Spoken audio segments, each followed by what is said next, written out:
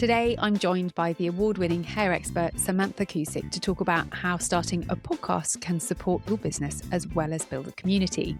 Samantha is one of the most recognisable voices in hair and uses podcasting to deepen brand trust, create community, as well as accidentally open doors commercially, plus position herself as an authority in a crowded market. Now, that all sounds like perfectly worded marketing spiel, but the truth is Samantha started her podcast because she admits that starting a business can be really lonely. So keep listening to hear why she started the podcast when she has so many other things to do in her business, why she loves it, and what success looks like to her, ultimately makes you feel less lonely as a founder. So who are you? Who am I? So I'm Samantha Cusick. I'm an award-winning hairdresser and the owner of 4 salons now, as well as a brand ambassador within the hair world for companies like Olaplex, Redken, GHD, Authentic Beauty Concept, Hello Clean. And I also started a podcast, the Silly Little Girls Club, which launched November 14th, 2024. So yeah, that in a nutshell is me.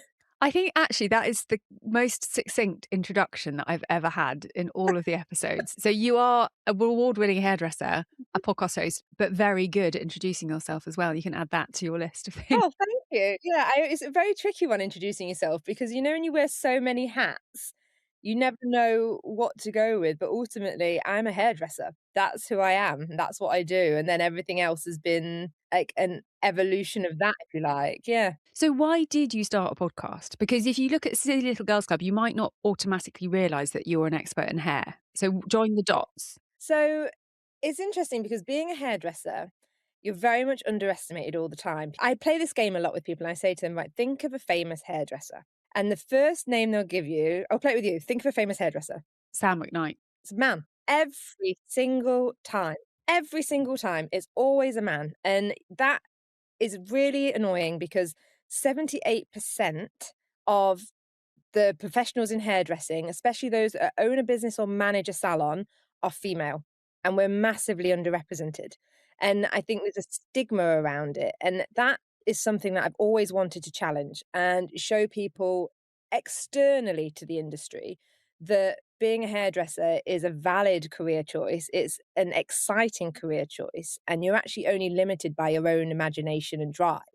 And being how I got into hairdressing and went through all of those things and opening the salons. And now I obviously have 4 salons and people just don't assume that you have that many salons and they don't take you seriously until they know your bottom line and what you're doing. And it's really annoying. And when I first started wanting to open a salon, it was because my Instagram had started to get big and take off. And I was getting followers and new requests and I was working for another salon and it just wasn't working. I couldn't control the experience that my clients were having. I couldn't control the experience that I was having. And it didn't sit right. So I went off to make a business plan, figure out what I wanted to do. And it was very challenging. And when I went to sign the lease for my first salon, I had to send over a business plan, a whole proposal, like so many things to the letting agent who took one look at it, didn't believe that I would be turning over what I said, even though I was self-employed in the other salon, so I knew exactly my bottom line. And he called me a silly little girl that dreams too big and made me pay. Yeah, unbelievable, right? To your Yeah, face or in writing? to my face. And he's still my letting agent to this day, and my lease is about to expire because it's been 10 years since that happened. But that really hit home, and it really drove me to be like, you know what? I'm not a silly little girl. I'm a hairdresser, and I can be a businesswoman, and I can do all of these things.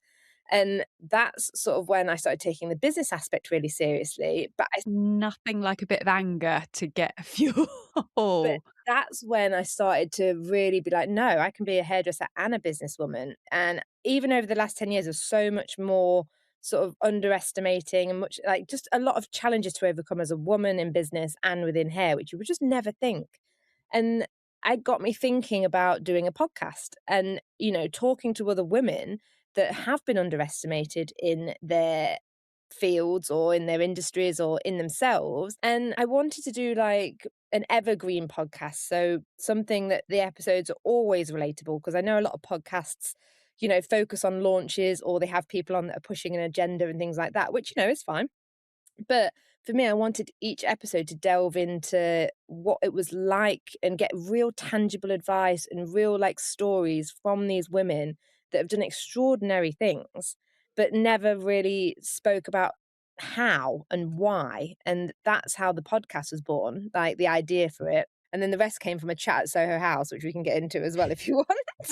Well, I love this. But I'm still flabbergasted that someone said that to you, but then I'm equally not surprised because I grew up in PR and communications and often had CFOs wave their hand at me like, oh, well, PR will fix this, like it was some magic wand. I was like, oh, and the PR girls. I'm like, I'm in my 30s. Don't call me a girl. Don't even put any gender up. Like, no.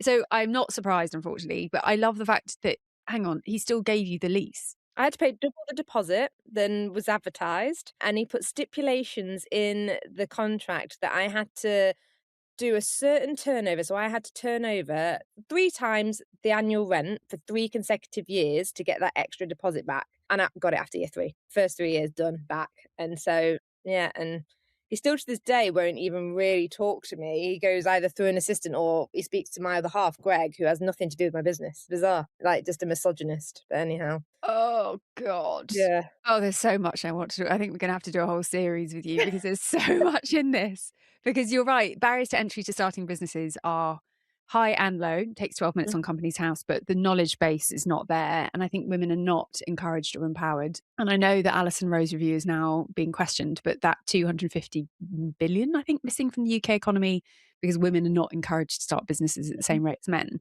I certainly didn't think I was ever going to be self-employed. I was just made abruptly redundant in lockdown and was like, well, fuck you, I'm going to do my own thing then. Yeah. It was a culmination for me of I had lost my father 6 months previous. I'd been bullied in a role 12 months before that. I was like, you know what?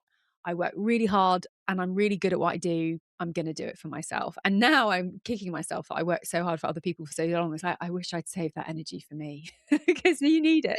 Experiences that you wouldn't get, and you wouldn't be the business owner that you are now without them. And that took me a long time to realize that, having gone through all the trauma that I went through in my early career as a hairdresser, I wouldn't have built the businesses that I've built now. Yeah. And so you have to kind of weigh up the positive and negatives of them, I Yeah. guess. Experience my favorite ever expression, and I saw it on the back of a loo door in a hostel on my gap year traveling, was experience is what you get after you've needed it. And it's so true. And I thought I'd rebrand the podcast that because I am grateful for what I've learned from these other brands and the jobs I've had, but I wish I could learn or do good things not from the trampoline effect where you hit rock bottom and you get your answers. It's like, can I not do it when I'm like flying really high and going woohoo? Because you hustle. For you, the podcast, you're sort of 2 years into it now. What has it given you? What are the pros, the cons, loves, hates? Talk me through it. I actually started it as I wanted a passion project. So Because you haven't got enough to do with 4 salons. that kind of thing now has got a team, it's got systems, it's got everything it needs to run. I love podcasts. I love listening to them, and I love being a guest on them, and I just really wanted to do my own. And I have such an incredible client list of people's hair that I do. So I was like, right, I only ever was going to do it as one season, like just to do one season, get all my clients on there, have the conversations that we have behind the chair, but have them so people can listen in a bit more of a, an orchestrated setting, if you like. Better audio quality as well, Yeah, presumably, than a hair exactly. salon. Yeah, exactly. No hair dryers. And I just really wanted to do it as a, like I said, a passion project. So I set about doing the one season, got all the clients in and had it all filmed. And I just loved doing it. The conversations that we had, and just the way people that had listened to it came and messaged me on Instagram or on DM, say how amazing they found it. Like, they never knew this about that person. And like, it just how much they'd taken from it.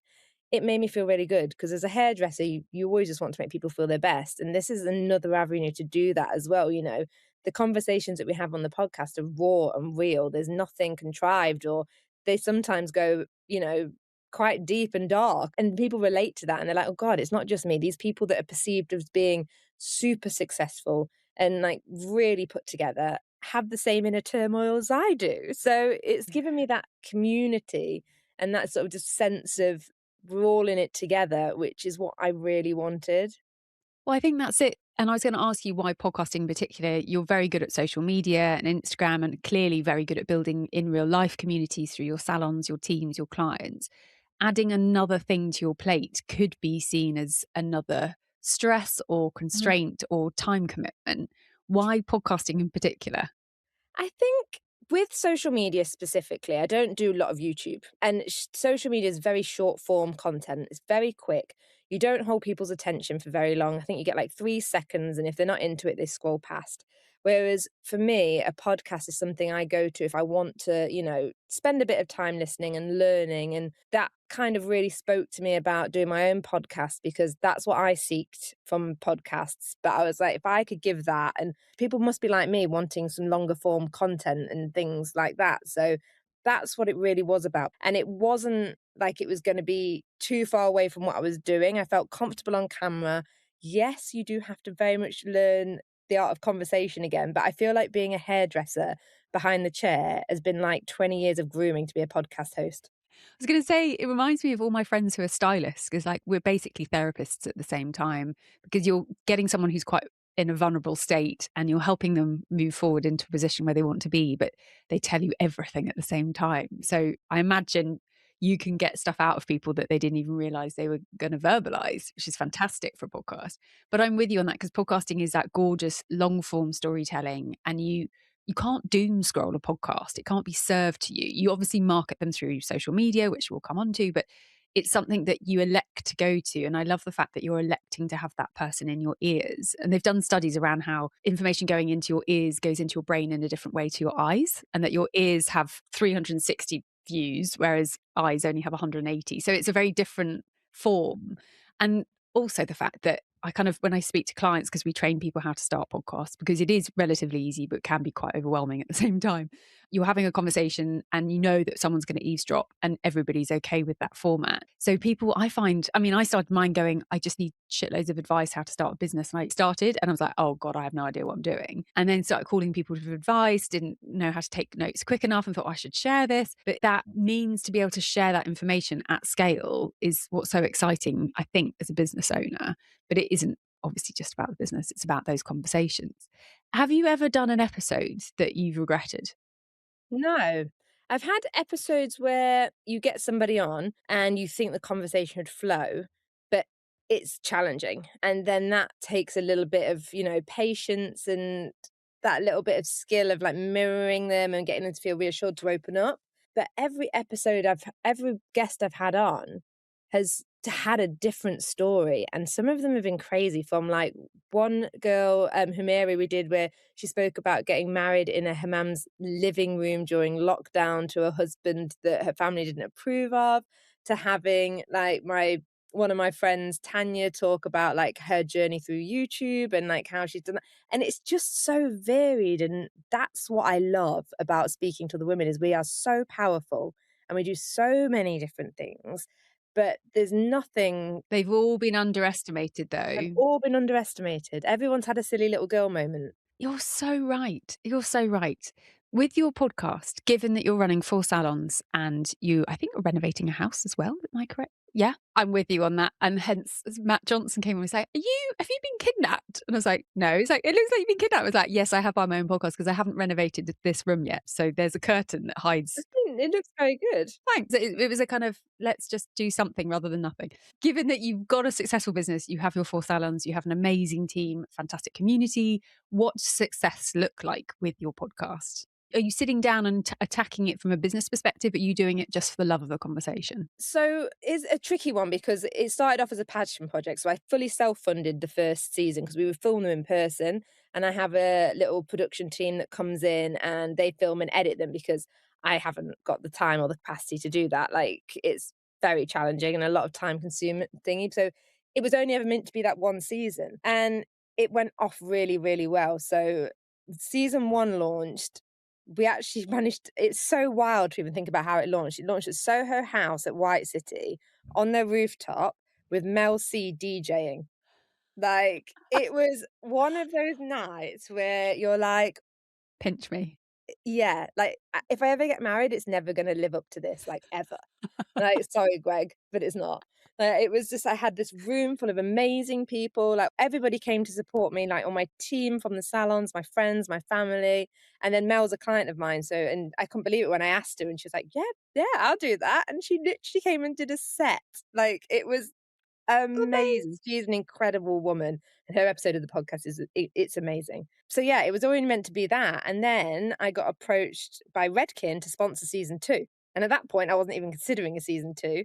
So we picked up sponsorship for a next season, which wasn't a lot, but it paid for the company that I used to produce it, which meant I got another free go, and I was really enjoying it. So I was like, "Well, I can't grumble at that." So again, I thought that was it, that was the end of it, and then season 3 got sponsored by Sephora, which Oh my God. I get it. So if these brands would know that your audience are not only super engaged, but they are their target client. So for them, it's a no-brainer. You've delivered them a whole community of people that will shop their product. And a lot of people ask me all the time about how to get sponsored. It's like, make the podcast brilliant and sponsorship will come. So congratulations. That's huge. it's great, and Sephora's just signed for season 4 as well. So we're doing season 4 with Sephora as well, which is just so when you think about, like, what success looks like, it's like that I never even dreamt of.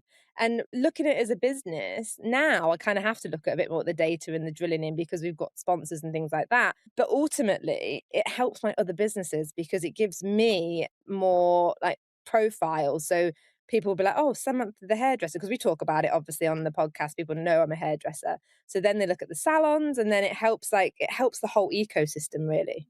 100%. But I love that you've come at it with, and again, when we speak to clients about starting, if there's any sort of ego involved, we're like, don't do it because no one's going to listen. You did it because you wanted other people to feel empowered to start businesses. And that was the rich and the raw story within it. And then good things have come. But if you'd gone into it like, right, this is going to be part of our marketing strategy, it's going to promote our salons, it probably wouldn't have worked. I love this so much.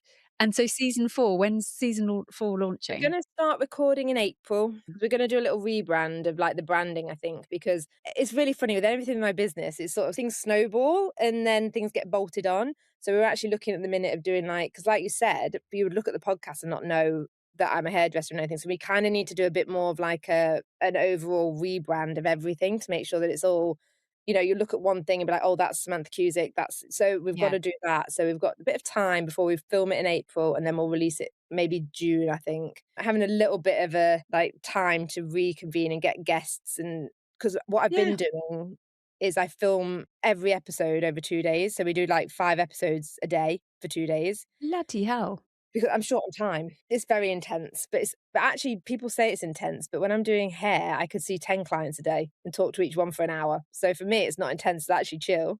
But for other people, it's quite intense. But again, like I say, being a hairdresser grooms you into a great podcast host. So that's kind of where we're at with that. So it'll be coming this year, but we're just Yeah, I love it. You're doing all the right things and getting your ducks in a row to dovetail into the bigger brand of Samantha Cusick. So everyone, when I started a podcast in lockdown, there was this ABC skit in lockdown saying, "We know it's really tough at the moment, life's really hard, and da da da. But whatever you do, do not start a podcast." And so when I was like, "I'm starting a business and a podcast at the same time," everyone kind of eye rolled a bit. And still now, people when they say, "I'm going to start a podcast," there's a lot of people going, "Really? A, you're going to follow through. B, what are you going to say?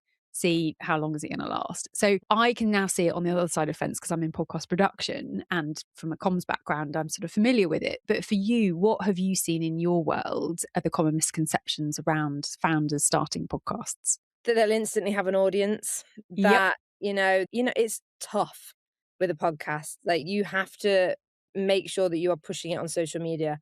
You have to honestly, audio only podcasts, you can't have them anymore. You need to have visuals with them because that's how people are searching and scrolling you, and making sure that you have a plan and you commit to it because I can't remember the stat actually off the top of my head, but there's not many podcasts that make it past 4 or 5 episodes. Yeah, they go into pod fade, which is such a sad thing. Yeah. There's something like 3.7 million podcasts out there and only 330,000 active ones, so that means continually publishing. I think they go into pod fade if they haven't published a new episode after 3 to 6 months. So yeah, people do it and then realize how much is involved and then stop. It's such a shame. It is a shame, Yeah. and it's like, because we do it in seasons, it's slightly different because, like, we're not doing weekly, but that's intentional because, again, that's how I look forward to something on Netflix. Like, I like a season, I like to binge a season, and then I like to have a break and then get something else. So But I really miss my favourite shows when they stop. I'm like, "Come back," and you're DMing them, like, "When are you starting again?" So it works. yeah, and that it does work. You keep people interested, but it gives you time to sort of reflect on what you've been doing in the episodes and listen back and, align with new guests and new direction because it's hard to keep it fresh, honestly, it is. But Yeah, and I think that's the gorgeous thing about podcasting. There is no right nor wrong. There's no dictated 20 episodes equals a season. You have to publish every other week. You can do whatever you want, which I think also when we find with new clients, they get a bit carried away with that. And sometimes they need a boundary and they need a publishing cadence and to be consistent with that. For you, do you feel now, looking back at that first leasing agent, it has changed how people perceive you professionally now that you have the successful podcast and sort of complementing the salons? think so. I'm quite often told, like, when people meet me or we talk, it's like, "Oh, you're nothing like I thought you would be." And I never know if that's a compliment or not. It's a bit weird. It happens a lot. But ultimately, I try not to pay any mind to what people's perception is anymore because that's something I can't control. So that's a them problem. It's not a me problem. And you've proven it to yourself, and that all, yeah. And it took a long time and a lot of getting over imposter syndrome, like that's a real thing, to get to that place where you just feel like, right, this is what I'm doing. And the people around me know who I am and what I do. And, the podcast shines a light more on the guests than me, which is quite nice because within my business world, it is like the hairdresser is called Samantha Cusick London. I have to be the face of it. And that's the other thing I love about the podcast is I'm actually as the host able to sit in the background a little bit and let them take it. And and I love that. And that's been a real, like, epiphany moment when I realized that I like doing that too. Well, you're the conduit for them. You're the Mm, means to you're bringing them to a platform where they get to shine. And when we in our team, when we edit all the podcasts, we chop most of the host out because it's about the guest, and that's what's the joy. It's letting them shine. what happens when a podcast host interviews a podcast host? I know. Well, this is what's quite fun because it's talking to someone that speaks your own language, Mm. but in a completely different industry, which I absolutely love. And we met at Farmhouse when you did your talk Yeah, and recorded that and turned that into a podcast. And I was like, yeah. and I'd already followed you and I'd seen it on the Farmhouse app. And I was like, oh my God, I want to meet this woman. And then I had a work event, which meant I wasn't going to be here. And then it got cancelled. I'm like, yes, I can meet someone because I love the fact that you put it out there, Silly Little Girls Club, and it tapped a nerve for me because I'd always been, oh, you're a PR person, you're a PR this, PR girl. And I was like, fuck that. I'm a Mm, professional. I work bloody hard. I get great results. I should be respected. But there's something about automatically being a woman in yeah. business that you feel a little bit a rung down. Mhm. And then coupled with friends who run businesses and have children, and I don't, and I'm very grateful that I don't have kids, but the invisible labor that they're doing and not being cherished or rewarded or applauded for is shocking. Yeah. So the fact that you're shining a light on this is incredible. What else can I ask you about podcasting? I've kind of got a sort of fangirl moment of like, there's so many things I want to ask you, which I haven't got to yet. With the workload management, given that Mm, you're wearing many hats, how yeah. have you systemized managing a podcast as well as a business? So it's one of those things because again, like we burst it out in seasons and we like do it in a whole thing, and I outsource to have the production company. So they come in, they set up the podcast room, they film it, they edit it, and then I get the finished product back. Basically, I after we've gone through and I've gone through like no, no, no, no, no, no, no, I want to change all this, and then I obviously just use like a platform hosting. So I then upload everything, and I spend a day just scheduling everything, putting it all in, doing all of the descriptions, all of the things, the thumbnails, putting it all on YouTube, again, scheduling it, and it goes out and I don't have to think about it. Yeah, and that's the joy of it. Time blocking. And then obviously on social media, once there's a few different ways of doing it, but like we use, I think it's CapCut. I'm giving all my Yeah, secrets right now. But once you've got the video onto YouTube on the computer, you can give it the URL and it will make you shorts. It will yeah. make your shorts for you. So then you can use them as your clickbaits and all of your things to promote it on socials. And I've got Poppy, who is our digital marketing manager across the salons that helps me on the podcast. And she does that for me because, again, I've got all these other things going on. And together we brainstorm and strategize. But like the fundamental bits of that is taken care of with Poppy. So, This is it. And with podcasting, as long as you're organized, anyone could do a podcast. And with clients, we meet quite a lot of neurodiverse people who are doing podcasting, and we give them our podcast production tracker that keeps on the straight and narrow of like, do this, then do that, then do Oh, this, yeah, then I've do got that. a tracker. Oh, It's like with drop downs, I love a spreadsheet. So I have all my episodes, all my links, all my guests, and then I'm like drop yeah. downs, and then like, have I done this? Have I got the social clips 1 to 5? Have I got the thumbnails? Have I got the, the transcript? Have I got everything? Show notes, linkings, all the things. And then SEO stuff, and then have I got the right tags for YouTube? And we do like Yeah. it's mad. Yeah. But it's doable, right? Yeah, it is doable. You just got a time block and you've got to research what works for you, like what platform works for you. Like, are you going to be a Spotify only podcast? Because, those ones do really well because Spotify like it if you only host on Spotify, right? But I wanted mine on all platforms. So then it's a little bit different. So you have to use a hosting site that distributes like with your RS. RSS feeds, yes. So you can set up, we use Buzzsprout that we love, but you could use Acast. In fact, I'm interviewing the head of communications at Acast at Farmhouse for a panel in April. So if anyone's listening wants to come, DM us. Lizzie's amazing. She's also a podcast host and director of communications at Acast. So she's just a mine of information. But yeah, you can use Acast, you can use Buzzsprout. So you can load up your episode and then it'll RSS feed and link out to Apple, Spotify, all of the directories. And sort of suddenly you press one button and then it's on all of the different directories. Schedule it so you wake up in the morning at 5 a.m. It's gone out. It's there. And then you may have forgotten to put the season number or the episode number and you can quickly go back in and change it. Yeah. And this is the hilarious thing people don't realize with podcasting. You can replace the audio at any given time and update it and it doesn't harm your download numbers, which Oh, I didn't even know that. yeah, it's weird though, because for example, when I send you this episode for approval, and we do that with all of our guests, and most people don't have to do that, but it's a nice gesture. You could listen to it and go, yep, fine. And then I could upload it. A week later, I could change it completely and you wouldn't know.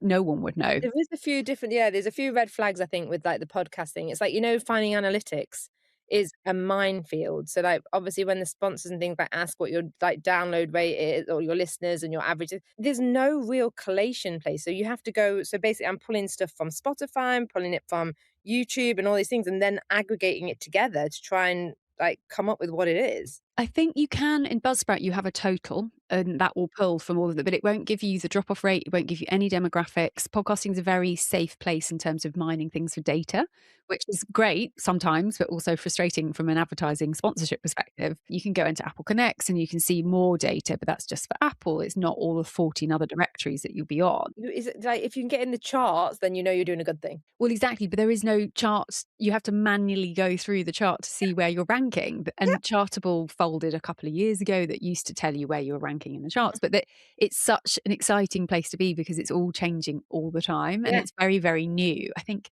Apple invented the podcast 23 years ago for the iPod, and that's why it's Yeah. called a podcast or something like Yeah. that. Yeah, yeah. So it's relatively new. We've got lots to learn. It's changing all the time. And our editing software itself updates itself every day. And we're like, great, but can you just not change the interface all the time?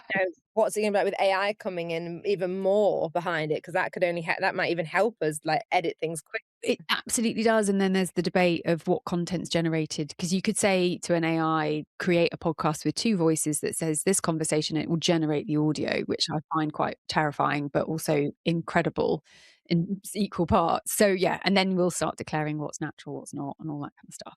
But just on sponsorship, because you are the mecca of podcasts, because so many people want to be sponsored and they always think that's the metric of success. My argument is if you're having a wonderful, rewarding conversation, that should be the metric of success. But for you, obviously, you have secured sponsorship.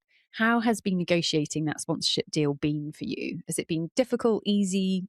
So I'll be honest with you, I don't do that bit. So Ah, I have obviously, as part of being an ambassador for brands, I have a talent manager. So I have a company that do that. And so they're able to help do those sort of negotiations and talk with them and then actually go out to the brands and be like, look, we're doing this. This is what we're thinking and presenting it to them. It's about being proactive because obviously Sephora didn't come to us and offer me sponsorship. We went to them and we were like, we're doing this. And like we'd already got a relationship through doing certain things through the hair part of it. And it all came about because I actually did an in-store event for them where we did a live recording of a podcast for Sephora. They work very closely with Face Equality International, which is a charity designed around helping people with facial differences. And so I was there to have interview Nikki Lilly, who ended up not being very well. She's came on later in the podcast, but we had another girl, Matilda, that works at Face Equality International. And it was such a lovely conversation and it performed so well. And it was such a nice community building thing that then was able to approach Sephora and be like, would you be interested in doing a season? And then that's where it came about. And renegotiated back and forth. And again, it's not a huge amount. It's enough to cover the production of it with maybe a little bit left for extra promotional bits, but it's not generating me an income. It's paying for itself. Thank you for sharing that because there's so many people like, "Oh, we need £100,000 to start." I was like, "You haven't even started. You have no community. You've got to build Rome and then get people to come to Rome, and then people will want to sponsor Rome." So thank you for being really candid about that because you have a very strong Instagram presence, an incredibly successful business, and for you to say it's breaking even or it's a bit more than that, it's really honest, and I think people need to hear that. So thank you. Honestly, because transparency in these things, like I've heard things people getting paid like 100 grand an episode, different. I've actually seen pitch decks, like I don't even know how, of some people's podcasts that have gone out for sponsorship and what they're asking per episode. And you're just like, that is insane. Like insane. I mean, don't get me wrong, put my hands up. I'd love to be getting like exponential amounts an episode and it'd be my full-time job. But ultimately, this is still my project, my passion project. And so doing it to break even and having a name attached to it automatically helps the podcast. People sit up and they're like, right, this must be something special if people are taking a notice in it. And that's really important to me as well, is that people take podcasts seriously because a lot goes into it, as you know. Yeah, so much goes into it. And the fact that you are well known and your guests are very well known, have you tactically gone after people to get them on to get more download numbers? No, I've gone after them 'cause I wanna meet them. That's the only reason I interview people. It's not about download numbers. You know when people are gonna get good download numbers, but ultimately, I invite people that I want to know about, like, Yeah, people that I aspire to be. Because again, running a business is so lonely. I'll be really honest, it's terrifyingly lonely. You think you're building friendships and then it doesn't work, then they're after you for something else, or it's quite a it's a minefield. roller coaster of people. Yes. So having conversations with other female founders and people that, have that same experience, it's so nice. And so that's why I like the guests that I get on, is because we have, selfishly for me, I get to ask them things that I want to know and help educate myself and build like a nice rapport with people. And that's how I choose who comes on the podcast. Oh, that's brilliant again because you'll have that rich, real conversation and it will resonate with listeners. And it's that full circle that will go back to that's why it will perform well because it's a genuine conversation. And I remember I listened to the podcast about podcasting, and I am that person.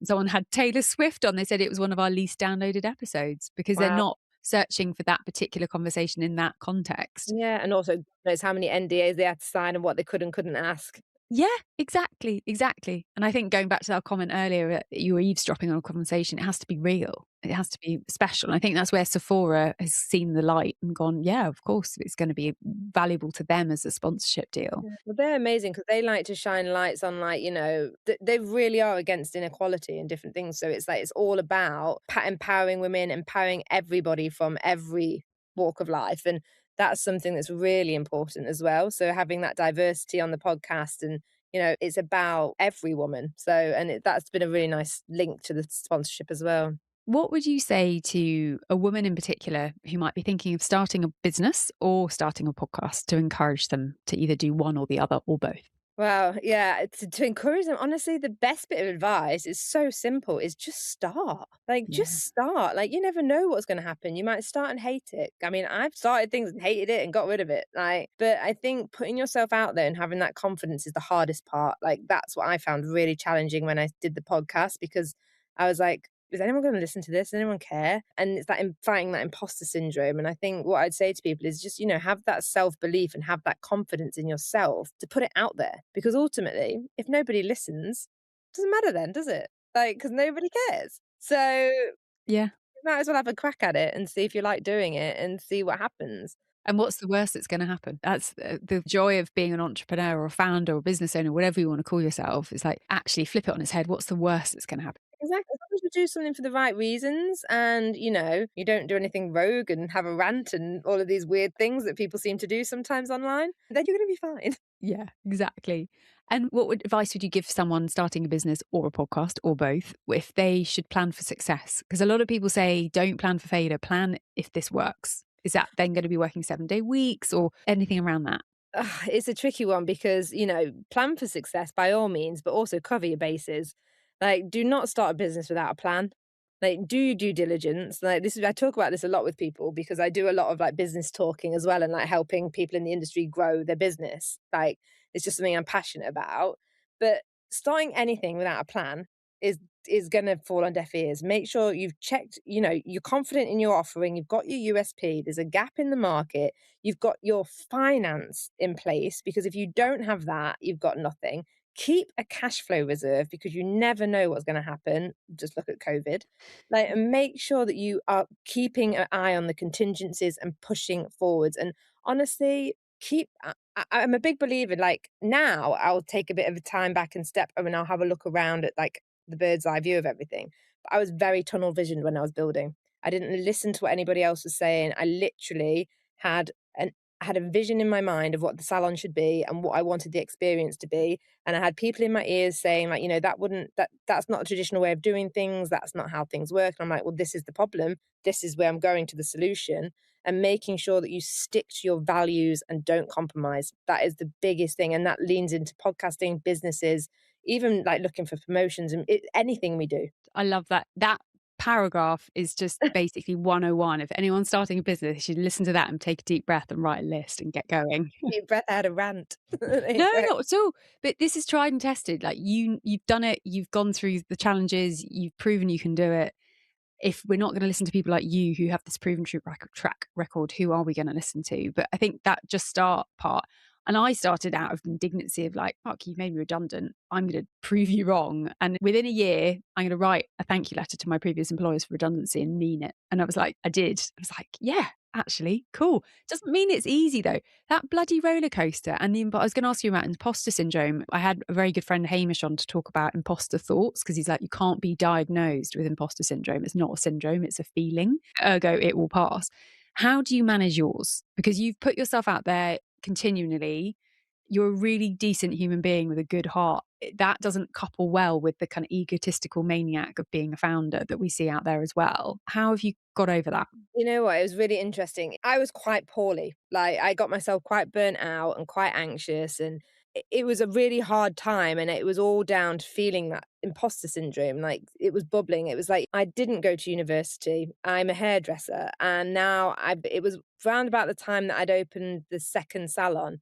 And I was suddenly gone from like a team of 10 to a team of 20 that were dependent on me. And we're turning over like, quite a lot of money at that point, and we're growing even more. And I'm like, I shouldn't be running a business. Like, what am I doing? Like, I can't do this. Like, I'm not trained for this. I don't know what business terminology is. Like, I had no idea. And I started to freak out, obviously, like anybody probably Yeah. would. And I had to take a second to think about, like, what am I freaking out about? I know I can do hair, and we've built it to this point, but like, it was not knowing, like, not having business like knowledge. Like, as hairdressers, we're very good at upskilling ourselves in terms of techniques, so like new balayage techniques, new cutting techniques, but we never work really on ourselves away from the chair in terms of like learning new business skills. And I think that's what it started setting to me. It's like, I don't know what an EBITDA is. I don't really understand my P&L. I just know that the money's going in and out, and I keep an eye on those sort of finances to know that we're always safe and keep a reserve. I always have done. So the core was there. And so I started looking around for business courses that I could go on. And I came across the Goldman Sachs 10K SB. I don't know if you've heard of this. Mm. And I thought, oh, I'll apply. I'll just apply, see if I can get a place. And it's, Goldman Sachs do this in conjunction with Oxford University. And if you get accepted, it's a free place, it's funded, and you go on there and you have, I think it's an 8-week program, and they help you build a business growth plan, but also go through different modules of things like accounting, marketing, like financing, scaling, everything it is. And you go through this, and at the end of it, you have a business growth plan. And so I go on this, I get accepted, which again, my imposter syndrome is like, oh my God, you just like, they must have just needed like a girl that was a hairdresser to fill a tick box or whatever. But no, my business plan and all of my like financials and things, they all stood up to everybody else. And anyway, I go on this course, and you're then bunched with like a group of the alumni who are the other people on the course, and they're all talking about their businesses. And it's a very open cohort. So everyone talks about their businesses, like in terms in depth, like we share P&Ls, like IP, visions. It's a very safe space because everybody is filtered and put together so there's no conflict. So it's actually really well considered by obviously the course facilitators. And I'm looking around all these other businesses, and I'm like, oh my God, they're so impressive. Like, I'm freaking out at this point, and I'm like, this is crazy. Anyway, so we start going through the motions. And as we're going through it, it was the most humbling experience because while I didn't know the abbreviations for certain things, I was looking at these modules and all of these businesses, like some that I'd heard of that were in the course, were struggling with these things. And I'm like, oh, you just do this. That's what that is. And this is this and that. And so I was doing it. And it really proved to me that I knew what I was doing. I just didn't know what it was called. And so You don't know what you don't know, but also you don't know what you do know. yes, I didn't know what I do now. I didn't know what I knew. And so when I sort of was able to be like, right, well, this is I'm already doing risk management and I'm also already doing this KPI like predict I'm already doing it. I just didn't know that's what it was called. So I was getting in my own head. But the real thing about this course, which again was really funny, and it's one of those things that it's not I suppose it's not funny, it's quite tragic really. But again, the stigma of being a hairdresser is nobody on that course took me seriously. I was the hairdresser. They were like, "Oh, you're the hairdresser." And towards the end of the course, it's like probably 3/4 of the way through, you have to stand up in front of all the alumni and you have to present your business plan, like your business growth plan, what you're going to do. So you do a little intro, a recap on who your business is with your numbers and everything like that. And it wasn't until then, when I stood up and I'd listened to everybody else's, that my business was turning over more than any of theirs. And suddenly I was the one they were asking for advice. Yeah. And you're D like, "Oh," so then the imposter syndrome kind of took a backseat after that. yeah. Great. I'm sorry that you had to go through that to have that realization, but also fuck 'em, you know. It was literally like I was like, "Oh," so then when you stand up and you're like, "Yeah, my revenue is like my turnover is this, my profit is it," and they're like, people whose businesses were incredible businesses, but their turnover was nothing like that. So they were kinda coming in with that silly little girl, she, hairdresser, Yeah, salon will never make that much money. assumption, Mm. and then you were like, "Here's the spreadsheet, let me show you Yeah, how." here's my P&L. Like, here's my affiliated accounts. Like, it was validating. And all of a sudden that imposter syndrome was like, "Girl, you were doing all of this. You" but at the end of the day, I met some amazing people on that course, and it continues now. Like, if anybody is listening that has a small business, I would implore them to have a look at it because it was one of the most life-changing experiences that I've had, and we had this growth plan, and that's how I then went on to build Stay Studios, which is where I am now, which is my co-working salon, which is a bit like a WeWork for hairdressers, and it was just an amazing opportunity. But also, I think this is it. You have to know your numbers or you have to know your business to know that you're doing well or not well. Yeah. And you could be doing really well, but you can't then celebrate that because you don't know. But Mhm. equally, you're not going to have a business if you don't know your numbers. And I've heard great things about the Goldman Sachs course as well. Some other friends in the entrepreneurial world have done it and said great things. But for you, yeah, congratulations. That's mega. And I would love to have been a fly on the wall. Yeah, it was really fun. Something that we do is a question from our last guest has a question Mhm, for the next guest. And it was Maison Louis Marie, a fragrance brand based mhm. in LA. American Matt, French Marie. She started the brand and then he came on as her CEO when she went on maternity leave. She's like, it's the only way I could get him into the business was having his baby. And I had to go off work and he had to come in. And so their question for you, or Matt's question was you, there's something around senior hires, but his question was, what have you deliberately not done or said no to when you've grown your business? Ooh, that's an interesting one. And I love the fact that every single person has a different question. I've never had the same one. Something that I've deliberately said no to. Is it's really hard when you start, you typically say yes to everything because you kind of don't know. I do still do that a lot, yeah. The biggest thing I had to do and I had to say no to was I had to step away from doing clients full time. Oh, yes, that must be hard. It was awful. Like, breaking up with clients, it was awful. But, I had a team of hairdressers that are incredible, and they're honestly better than I am. So, I knew that was in safe hands, but having to say no and change my job role, that was really difficult mentally and, like, business operationally, it was very difficult. What told you you had to do that? Was it time burnout? So many hours in the day, and I was literally just like and also Clark, who's my business operations director, who's worked with me for 9 years now, he was the one, he was like, "Sam, you've gotta stop doing clients, this is ridiculous." And, like, because I would do clients and I'd go home and do my emails, do my social media, do everything, and weekends, and it was ridiculous, and so now I've freed up my time. Like, I still do clients, don't get me wrong, but it's more for, like, brands or, like, press or, like, high profile clients, whatever. Well, you're in a position you can cherry pick. But oh God, I wish we could do things without burning out and that trampoline effect where you hit rock bottom and then you get all your answers. I wish we could avoid that. But yeah, it's an effective red flag and alarm bell for sure. And your body's like, just listen, it's got to stop doing this. What would your question be for our next guest? Oh, it's hard to know when you haven't got a guest. Like, when you don't know who the guest is and what you'd want to know. anything that you are thinking around? I'm just looking at the schedule. I think I know who it's going to be, but it might change. So it could be anything that you're facing at the moment in terms of challenging problems of the business or things that you're curious about. Or if you could have any founder around a table, what would you ask them about starting and scaling a business or podcasting? Yeah, let me have a think. This is a hard one to put on the spot because there's so many different angles for this, isn't there? No pressure. No pressure at all. I think, oh, this is really hard.